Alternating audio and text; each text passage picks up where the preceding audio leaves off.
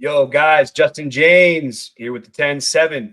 And there is speculation from the camp in Dagestan that the UFC, particularly Hunter Campbell, went over to Dagestan to convince the move up for Islam Makhachev, giving up his 155-pound title to go claim the title. And some people are saying that, Islam wanted to be the double champ, but insiders in his camp, Umar Nurmagomedov specifically, has said he wanted to keep his 155-pound belt, go up to 170, but with their negotiation, he can go back down to 155 when he likes as the welterweight champion, or if he loses the fight, he can go back to 155 in those things. So right now we're looking at, Islam vacated the belt after he beat Renato Moicano. He's going to go up face JDM, who's the current welterweight champ that just beat Bilal Muhammad. We know that Islam wants to be that two-belt champion, something Khabib was never, something to try and separate himself from the pack, because unfortunately, no matter what Islam does, he's kind of always in that shadow of Khabib. A lot of fighters had some criticism of Ilya moving up, thought he was running from Ilya Topuria. Paddy Pimblett criticized the decision publicly. You look at his coach's comments. Makhachev's coach indicates that his welterweight fight might be the last of three, or one of his last three fights in the UFC. Now, when we look over at Umar Nurmagomedov, and I'm going to quote him here really quick.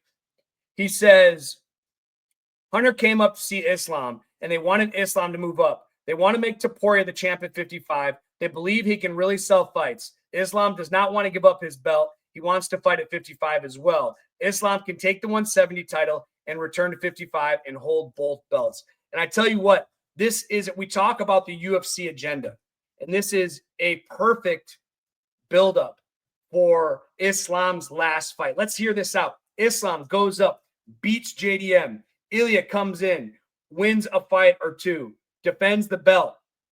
Maybe Islam defends the belt at 170. And then we have this super fight between Islam and Ilya, the former 155-pound champion, bringing down, and the welterweight champion. He'll probably have to vacate his belt. But I think I see it like this. I think that if Islam wins the welterweight belt and defends it once, maybe twice, maybe he doesn't defend it at all, but then he decides, I see when his coach talks about him having 3 fights left. All right, JDM, there's one. Then he's going to defend it once. And then I think he's going to go back to 155 to beat Ilya Topuria. But Ilya has to win too. That would be the ideal situation. JDM, one defense, go back and claim as the GOAT. And I think that if he goes back to lightweight, the UFC isn't going to make him get rid of his welterweight belt. He can officially go back down and go. And then again, if it's his last fight as a career, he can retire as the 2-belt champ. Guys, this is kind of half speculation that the UFC and Hunter Campbell pushed Islam to 170, but it's kind of not too in the same sense, because Umar Nurmagomedov, a part of his team, has come out and said this, and his coach has said that he only is planning to fight 3 more times. Guys, tell me who you want to see. I want to see the super fight. I want to see Islam be the welterweight champion. I want to see Ilya be the champion, and I want to see them have a super fight showdown, kind of like George St. Pierre, Anderson Silva, the fight we never have. This would be an incredible matchup. Tell me what you think in the comments, guys.